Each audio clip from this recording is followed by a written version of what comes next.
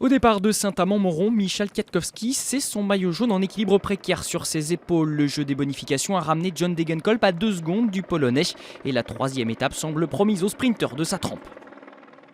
Heureusement, quelques-uns veulent faire entendre une autre voix. L'ancien champion du monde Philippe Gilbert se fait la malle dès le 9e kilomètre. Flanqué de Florian Vachon, le coureur de l'équipe française invitée Bretagne séché.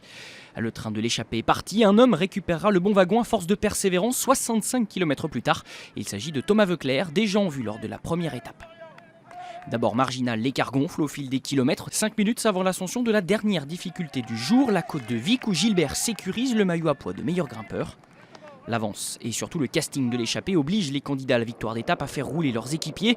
Les Giants et Katusha se mettent à la planche avec la formation Ethics du leader. Leur chasse porte rapidement ses fruits. À plus de 45 km/h de moyenne, le peloton revient à moins d'1 minute de l'échappée au premier passage sur la ligne. Philippe Gilbert en a trop subi. Il se relève à l'entame du circuit final.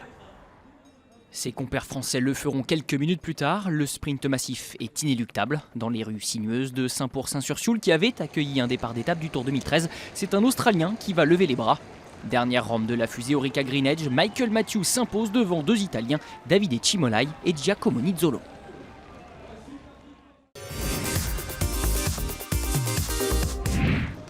Premier maillot rose du Giro l'an dernier, Michael Matthews a plusieurs cordes à son arc. Rouleur patenté, l'Australien est également un sprinter émérite. Ancien champion du monde espoir, le coureur Orica Green Edge a soulevé son premier bouquet sur Paris-Nice. Surtout, par le jeu des bonifications, il récupère le maillot jaune pour 1 seconde à Michał Kwiatkowski.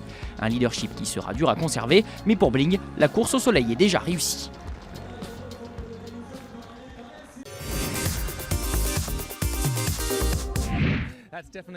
C'est évidemment un bonus de décrocher le maillot jaune. En plus de cette victoire d'étape, ça récompense l'équipe pour tout son boulot aujourd'hui. Aujourd'hui, notre plan, c'était de nous porter à l'avant à 3 km de l'arrivée, de voir comment on s'en sortirait. Comme vous pouvez le voir, les garçons étaient vraiment forts aujourd'hui. Ils m'ont placé dans la bonne position et il ne me restait plus qu'à faire les 100 derniers mètres.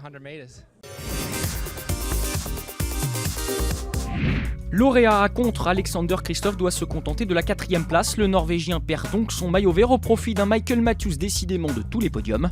Pas d'accessite cette fois pour nos Français, mais un tir groupé de la 8e à la 10e place pour Boigny, Coquard et Desmar. Au général, Kwiatkowski rend son paletot de leader porté 3 jours durant.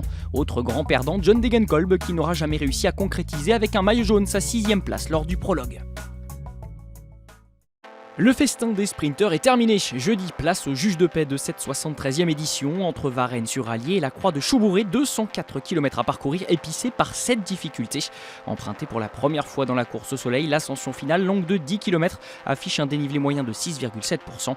Avant ce promontoire sur les hauteurs de Saint-Étienne, dernières images du plancher des vaches.